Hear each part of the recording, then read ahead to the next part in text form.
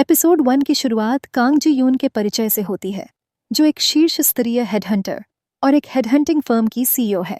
वह एक स्टार पेशेवर को करियर बदलने के लिए सफलतापूर्वक मना लेती है और कुछ महीनों बाद यह कदम सुर्खियां बटोरता है।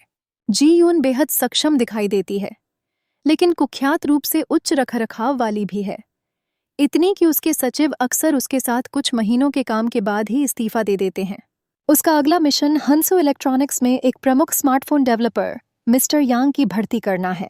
उसी समय हंसू के कार्यकारी यू यून हो एक एचआर टीम मैनेजर को मिस्टर यांग को छोड़ने से रोकने के लिए नियुक्त करते हैं। हालांकि यह स्पष्ट है कि यह यून हो को कंपनी से बाहर निकालने के लिए एक राजनीतिक कदम है। फिर भी यून हो इस अवसर को भुनाता है और मिस्टर यांग को कंपनी में बनाए रखने के लिए अपनी पूरी कोशिश करता है। यून हो मिस्टर यांग के साथ जी यून की बैठक में बाधा डालता है और उसे सौदा सील करने से रोकने में कामयाब रहता है। फिर वह मिस्टर यांग को दिखाने के लिए एक टीम डिनर की मेजबानी करता है कि कंपनी में उन्हें कितना महत्व दिया जाता है। इससे भी आगे बढ़कर यून हो मिस्टर यांग के बेटे की फुटबॉल टीम का समर्थन करता है, जो अंततः मिस्टर यांग को हंसू में रहने के लिए मना लेता है। जी यून की योजना को पूरी तरह से पटरी से उतार देता है। जैसे ही एचआर टीम अपनी सफलता का जश्न मनाती है, दर्शकों को यून हो द्वारा किए गए व्यक्तिगत बलिदान दिखाए जाते हैं। उसने एक बार अपनी बेटी की देखभाल के लिए एक महत्वपूर्ण करियर अवधि के दौरान 1 साल की पितृत्व अवकाश के लिए आवेदन किया था, जो मानसिक स्वास्थ्य चुनौतियों से जूझ रही थी। उसने कम उम्र में शादी की और अपनी बेटी के 1 साल की होने के तुरंत बाद तलाक दे दिया, जिससे वह उसकी प्राथमिक देखभाल करने वाला बन गया। अपनी बेटी को प्राथमिकता देने के इस विकल्प ने एक वरिष्ठ सहयोगी के साथ तनाव पैदा कर दिया, जो यून हो की छुट्टी के कारण पदोन्नति से चूक गया था। वह सहयोगी अब यून हो को कमजोर करके बदला लेने की कोशिश कर रहा है। पूरे एपिसोड के दौरान यून हो अपनी दोस्त जंग सू ह्यून पर निर्भर रहता है, जो एक अकेली माँ है और गुप्त रूप से उसके लिए भावनाएं रखती है। इस बीच जी यून एक कर्मचारी को अपने रिज्यूमे पर झूठ बोलने के लिए निकाल देती है, लेकिन मिस्टर यांग की भर्ती में विफल रहने के बाद उसकी कंपनी अपने मासिक लक्ष्यों से पिछड़ने लगती है। एक दिन यून हो को अपने वरिष्ठ द्वारा कड़ी फटकार लगाई जाती है जब पता चलता है कि मिस्टर यांग ने अपना इस्तीफा सौंप दिया है और एक चीनी कंपनी में काम करने के लिए चीन जाने की योजना बना रहे हैं। संभावित सूचना लीक के बारे में चिंतित यून हो को चेतावनी दी जाती है कि अगर वह मिस्टर यांग को नहीं रोकता है तो उसे जिम्मेदार ठहराया जाएगा। निराश होकर यून हो मिस्टर यांग को खोजने के लिए बेताब हो जाता है और जी यून का सामना करता है। उस पर मिस्टर यांग के करियर को बर्बाद करने का आरोप लगाता है। वह चेतावनी देता है कि अगर मिस्टर यांग एक चीनी फर्म में शामिल होते हैं तो कोरिया में उनकी प्रतिष्ठा बर्बाद हो जाएगी और वह कभी वापस नहीं आ पाएंगे। जी यून किसी भी गलत काम से इनकार करती है, लेकिन यून हो सुनने के लिए नहीं रुकता और हवाई अड्डे के लिए दौड़ता है। वहां यह पता चलता है कि कोई और मिस्टर यांग के निर्णयों को प्रभावित कर रहा है। हवाई अड्डे पर यून हो मिस्टर यांग को पकड़ लेता है, जो बताते हैं कि हंसू ने पहले ही उन्हें अलग कर दिया था और प्रमुख परियोजनाओं से बाहर कर दिया था। वह ईमानदारी से चीन में काम करना चाहते हैं और उनका निर्णय कंपनी की आशंकाओं के विपरीत जासूसी से संबंधित नहीं है। इसके बाद यून हो को उसके पद से बर्खास्त कर दिया जाता है। कहीं और जी यून की अतिभारित निर्देशक सीओ मिए को उसके सचिव के रूप में काम करने के लिए मजबूर किया जाता है। एक देर रात वह जी यून को कार्यालय लौटते हुए देखती है। तभी जी यून गिर जाती है और उसे ईआर में ले जाया जाता है। डॉक्टर उसे अत्यधिक काम के कारण स्मृति संबंधी समस्याओं का निदान करते हैं और उसे अपना काम कम करने की सलाह देते हैं। सीओ मिए जी यून की स्थिति को उसके पति के साथ साझा करती है, जो एक किताबों की दुकान चलाते हैं। अगले दिन जी यून काम पर आती है। केवल यू यून हो को अपने नए सचिव के रूप में वहां खड़े देखकर पूरी तरह से चौंक जाती है। एपिसोड की शुरुआत हाल ही में नौकरी से निकाले गए यून हो और उसकी बेटी ब्योल के अस्पताल में होने से होती है। वहां उन्हें खुशी की खबर मिलती है। ब्योल पूरी तरह से ठीक हो गई है और अब उसे इलाज की जरूरत नहीं है। जश्न मनाने के लिए वे कांग सेओक, यून हो के लंबे समय के दोस्त और सीओ मिए के पति से उनकी किताबों की दुकान पर मिलने जाते हैं। मुलाकात के दौरान ब्योल कांग सेओक को उनके साथ उत्सव के रात्रि भोज में शामिल होने के लिए आमंत्रित करती है। रात्रि भोज में सीओ मिए पहली बार यूनहो से मिलती है। एक सफल सचिव के गुणों के बारे में कॉल पर बात करते हुए उसे एहसास होता है कि यूनहो पूरी तरह से विवरण में फिट बैठता है। अवसर का लाभ उठाते हुए वह उसे सचिव पद की पेशकश करती है, 50% वेतन वृद्धि और लचीले घंटों के साथ, ताकि वह ब्योल के साथ समय बिता सके। अगले दिन यूनहो जीयून के सचिव के रूप में काम करना शुरू कर देता है। उसकी कड़ी आपत्तियों के बावजूद उसे जीतने के लिए दृढ़ संकल्पित, वह उसकी परियोजनाओं को याद कर लेता है और उसके कार्यक्रम को व्यवस्थित करता है। केवल गलत कोण पर दस्तावेजों को स्टेपल करने के लिए आलोचना की जाती है। इस बीच जीयून को एक प्रमुख ग्राहक के लिए एक प्रतिभा टीम को इकट्ठा करने का काम सौंपा गया है। इससे किम हेजन का परिचय होता है, जो उसकी पिछली नौकरी से उसकी वरिष्ठ है और एक स्पष्ट विरोधी है। यह पता चला है कि हेजन ने मिस्टर यांग को एक चीनी फर्म के लिए जाने के लिए राजी किया, जिससे जीयून की स्थिति और जटिल हो गई।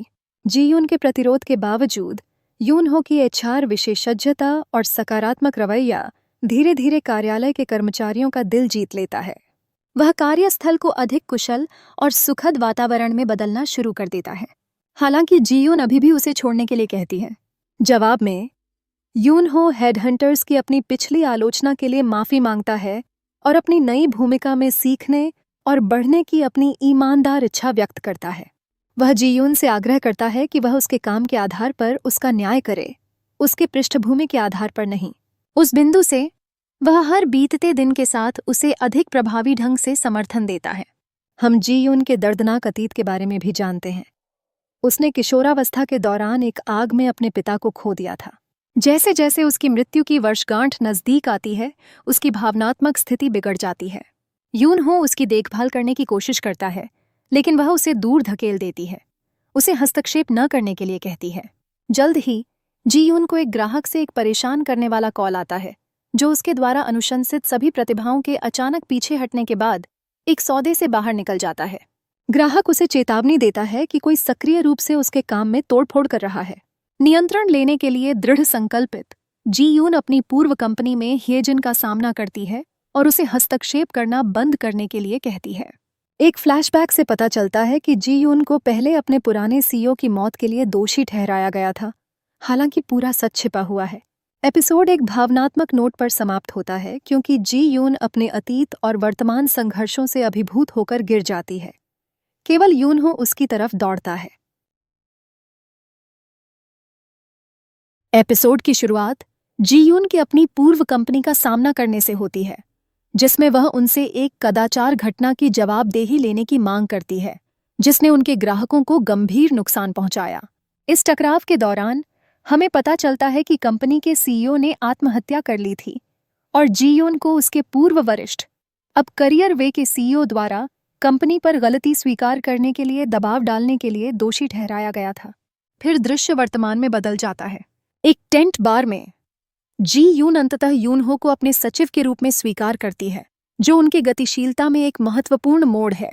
इस बीच जीयून की कंपनी के एक अन्य अधिकारी वू जोंग-हुन उस किंडरगार्टन में अकेली मां जंग सूह्यून से मिलते हैं, जहां उनकी विधवा भाभी काम करती हैं। कार्यालय में वापस जीयून एक नई परियोजना शुरू करती है, एक अभिजात्य होटल के लिए एक स्टार शेफ की भर्ती।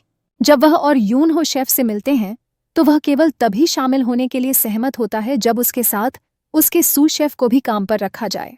जीयून इस पर विचार करने के लिए सहमत होती है।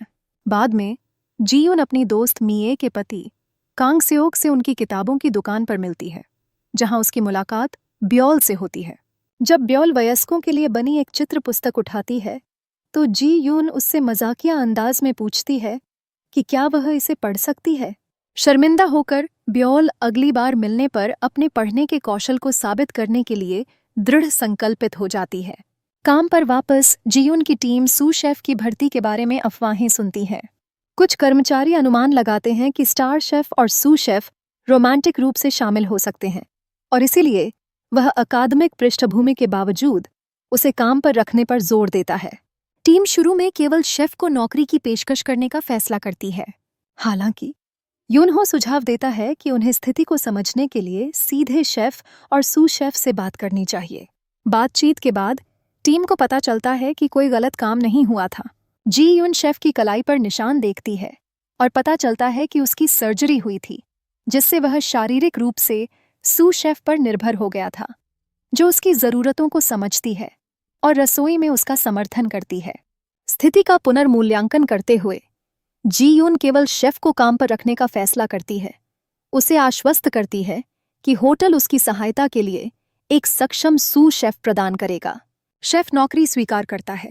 हालांकि सू शेफ, जिसके साथ रसोई के कर्मचारियों द्वारा दुर्व्यवहार किया गया था, शेफ के बिना अपने भविष्य के बारे में अनिश्चित और परेशान महसूस करती है। बाद में किताबों की दुकान पर ब्योल गर्व से जी यून को एक चित्र पुस्तक पढ़कर सुनाती है, जिससे उसकी प्रगति दिखाई देती है। इस बीच जी यून सू शेफ की अनूठी क्षमता को पहचानते हुए उसे एक खाद्य वैज्ञानिक के रूप में एक नई स्थिति के लिए सिफारिश करती है। सू शेफ प्रस्ताव स्वीकार करती है, एक नया करियर पथ शुरू करती है। जी यून के विचारशील दृष्टिकोण को देखते हुए यून हो प्रतिबिंबित करता है कि वह अंततः समझ गया है कि हेडहंटिंग क्या है, एक ऐसी जगह खोजना जहां प्रतिभा चमक सके। एपिसोड जी यून और यून हो के एक साथ चलते हुए समाप्त होता है, ब्योल का छाता साझा करते हुए। एपिसोड की शुरुआत होती है जब जी यून और यून हो बारिश से बचने के लिए एक कन्वीनियंस स्टोर में शरण लेते हैं। यून हो जी यून के लिए स्टोर में बना रेमेन तैयार करता है, जो पास बैठे किशोरों को बहुत पसंद आता है।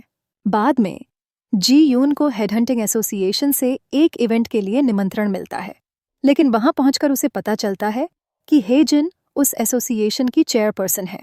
अगले दिन एक मैगजीन के फोटोशूट के दौरान जी यून और हेजिन के बीच फिर से तनाव बढ़ जाता है। स्थिति तब और बिगड़ जाती है जब हेजिन सार्वजनिक रूप से यून हो के सामने जी यून को उनके पुराने सीईओ की मौत के लिए जिम्मेदार ठहराती है। इसके बाद यून हो और जी यून साथ टहलते हैं। यून हो जी यून से उस घटना के बारे में कुछ नहीं पूछता और उसकी चुप्पी का सम्मान करता है। दोनों फिर पास खेल रहे बच्चों के साथ बास्केटबॉल खेलते हैं। यह पहली बार होता है जब वे सच में एक दूसरे की कंपनी का आनंद लेते हैं। ऑन ऑफिस में मिया यून हो को पूरी सच्चाई बताती है। करियर वे एक इन्वेस्टमेंट फ्रॉड का शिकार हुआ था, जिसमें अंदर के लोग शामिल थे। जी यून ने जांच की मांग की थी, लेकिन सीईओ ने सारी जिम्मेदारी खुद ले ली और आत्महत्या कर ली। इसके बाद सारा दोष जी यून पर डाल दिया गया और उसे कंपनी से निकाल दिया गया। उसके बाद उसकी पूर्व मेंटर हेजिन सीईओ बन गई। इसी बीच ग्योंग हुआ, जो एक क्लाइंट के साथ नौकरी की व्यवस्था कर रही थी, एक गलतफहमी का सामना करती है जब टीम लीडर उसी क्लाइंट से एक और अवसर के लिए संपर्क कर लेते हैं। स्थिति समझने के बाद टीम लीडर प्रोजेक्ट वापस ग्योंग हुआ को सौंप देते हैं, यह मानते हुए कि वह क्लाइंट के लिए बेहतर विकल्प प्रदान कर सकती है। हालांकि उनका इरादा नेक होता है, पर उनके बीच थोड़ा असहज माहौल बन जाता है। उधर यून हो सूह्योन के साथ लंच करता है, लेकिन वह जल्द ही महसूस करती है कि यून हो अपना बहुत सारा समय जी यून की देखभाल में बिता रहा है। इस बीच जोंग हुन, मी और यून हो मिलकर जी यून को मनाते हैं कि वे यून हो के लिए एक वेलकम पार्टी की अनुमति दें। उनका छिपा हुआ इरादा होता है कि इस पार्टी के जरिए टीम को थोड़ा नशे में लाकर ग्योंग हुआ और टीम लीडर के बीच का तनाव खत्म किया जा सके। इसी दौरान खुलासा होता है कि सू ह्योन का बच्चा उसका अपना नहीं है, बल्कि उसकी दिवंगत बहन और जीजा का है। साथ ही ये भी पता चलता है कि जोंग हुन एक इन्वेस्टर का बेटा है, जिसे जी यून की देखरेख में सौंपा गया था। जोंग हुन जी यून से अपने प्यार का इजहार करता है, लेकिन जी यून केवल एक अजीब सी मुस्कान देती है और कुछ नहीं कहती। अगले दिन जी यून को सुनने को मिलता है कि ऑफिस की कई महिलाएं यून हो को पसंद करती हैं। शुरुआत में वह पार्टी में न जाने की बात करती है, लेकिन आखिरकार मान जाती है और शामिल होती है। पार्टी सफल होती है और ग्योंग हुआ तथा टीम लीडर एक दूसरे से माफी मांगकर अपनी दोस्ती फिर से मजबूत कर लेते हैं। जैसे ही पार्टी खत्म होती है, नशे में धुत जी यून गायब हो जाती है। तभी मिया यून हो को बताती है कि जी यून जब भी पीती है वह ऑफिस वापस चली जाती है। यून हो उसे ऑफिस में उसके कमरे में सोते हुए पाता है। एपिसोड का अंत होता है जब नशे में चूर जी यून आधी रात को उठती है और यून हो के पास झुकती है उसे चूमने के लिए।